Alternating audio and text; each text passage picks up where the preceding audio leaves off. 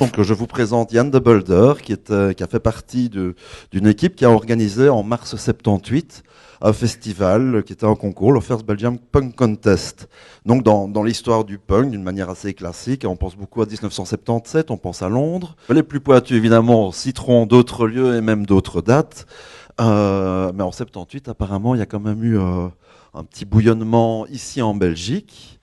Yann, est-ce que tu as un petit mot d'introduction pour parler un peu de cette histoire-là? Un mot d'introduction, nous on était une société dans le fond, on avait formé une société de publicité. Et alors, moi je prenais sur moi l'organisation de la comptabilité parce que c'était une société qui avait démarré avec très peu de moyens. Et malgré tout, le premier client qu'on décroche en publicité, c'était Coca-Cola. Donc c'était un budget gigantesque. Mais mes deux associés, eux, ils étaient plus attirés vers la musique, la production de disques. Un des deux avait été impresario. Il avait même eu l'occasion un jour de trouver une salle pour placer Jimi Hendrix, fin des années 60. Et il n'y avait personne qui avait répondu positivement parce qu'ils voulaient des gens qui jouaient de la guitare avec leurs doigts et non pas avec leurs dents et tout des machins comme ça. Donc, vous voyez un peu le contexte. Et puis, est venue l'idée d'organiser le concours punk. Donc, on avait fait un appel pour connaître des groupes. Il y avait un défilé de musiciens pas possible dans nos bureaux à Bruxelles, boulevard Lemonnier. C'était des fois effrayant. Juste une petite question Oui. par rapport à ça. Pourquoi est-ce que vous avez dit, tiens, on va faire un festival punk, puisqu'on a quand même affaire à une musique qui tout d'un coup devient agressive, Parce que, qui incite les enfants à s'habiller n'importe comment. Enfin. Parce que c'était une tendance qui était en train de monter. Et donc, mon associé, c'était un commercial, parce que moi, je voulais freiner l'affaire dans le sens où l'organisation de cette soirée allait coûter énormément d'argent, puisqu'on voulait enregistrer avec studio mobile, je ne sais pas tout quoi. Donc, j'ai été traité de quelqu'un qui avait un petit esprit de comptable et qui ne se lançait pas dans l'organisation du truc, mais dans le fond, nous étions... point de vue organisation d'une manifestation pareille, on n'était pas à la hauteur, c'était la vérité. Donc l'organisation était aussi punk que tout le reste. Oui, même si ça venait d'un truc commercial. Ouais.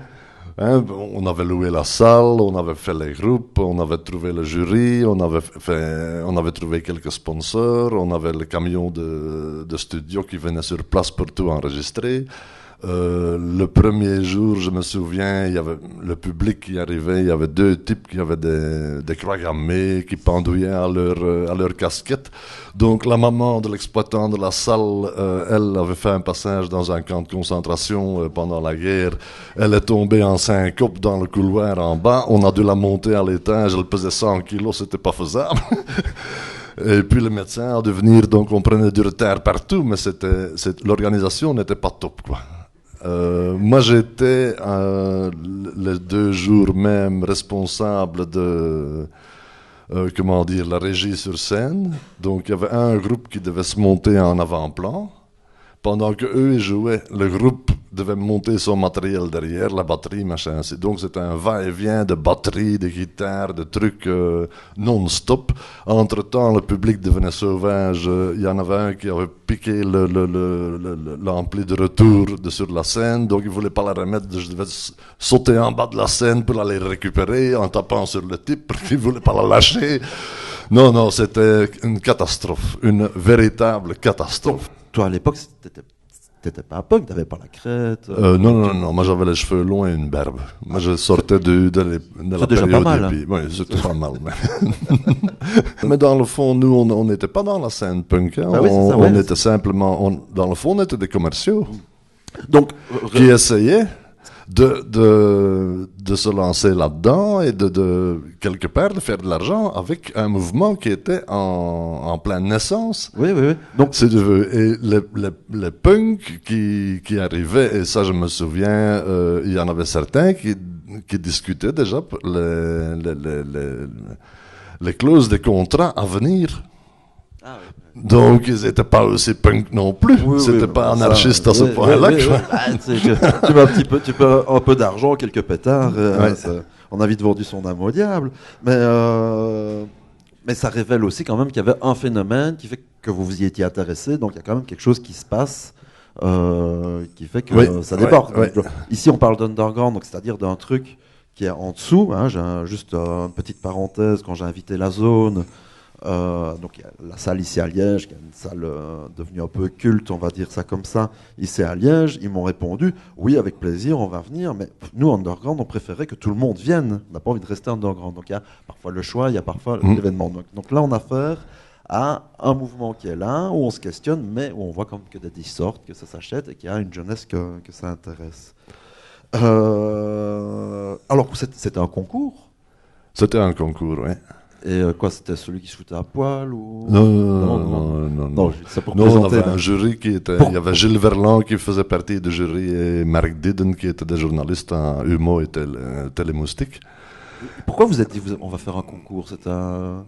Ça, je ne saurais plus te dire. C'était une idée comme ça, quoi. C'est un concours pour pouvoir choisir un certain nombre de groupes pour avoir les meilleurs, pour pouvoir produire le disque après. Après, le disque n'a jamais été distribué d'une façon, convenable. Donc, il s'est perdu dans les rayons. Donc, l'histoire est punk jusqu'au bout. Oui. Okay.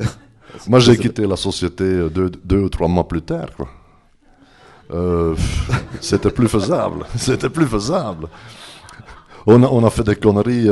Je vais vous raconter une histoire. Il y a un jour, je me suis souvenu de ça de cette nuit parce que j'étais un peu nerveux, donc je ne savais pas bien dormir parce que je n'ai pas l'habitude de parler devant autant de gens à la fois. Un jour, un gars nous téléphone parce qu'on avait une société de publicité. Et il dit, j'ai été aux États-Unis, j'ai trouvé un jouet formidable. Et je cherche une société de promotion pour pouvoir vendre ce jouet en Belgique et en Hollande, parce que c'est moi qui ai le droit d'importation unique. Donc, on prend rendez-vous avec les gars, ils s'amènent, boulevard Lemonnier, 2e étage, on avait un très grand plateau, comme ça c'était un long couloir au milieu, et il s'est amené avec un skateboard. Ça n'existait pas en Belgique. Donc, un de mes associés, Paul-André, il s'est mis sur le skateboard à un bout du couloir. Il s'est poussé contre la porte et il a foncé tout le couloir, qui faisait 10 ou 12 mètres, je ne sais plus exactement. Au bout du couloir, il y avait un WC. Donc, le skateboard roulait tellement bien qu'il a défoncé la porte du WC et s'est cassé la figure sur le pot. Il a dit, ça c'est un jouet beaucoup trop dangereux, ça on commence pas. on va plutôt organiser un festival. Voilà. Une idée, comme quoi, en 1 minute, une décision est prise et c'est la mauvaise. Comment ça se fait quand même qu'il n'y a aucune photo, qu'il y a vraiment ceci, il n'y a pas de photo, il n'y a pas de vidéo? Il y a ou bien la BRT à l'époque, ou bien la RTBF qui sont venus filmer. Il y a un passage qui s'est passé dans les nouvelles.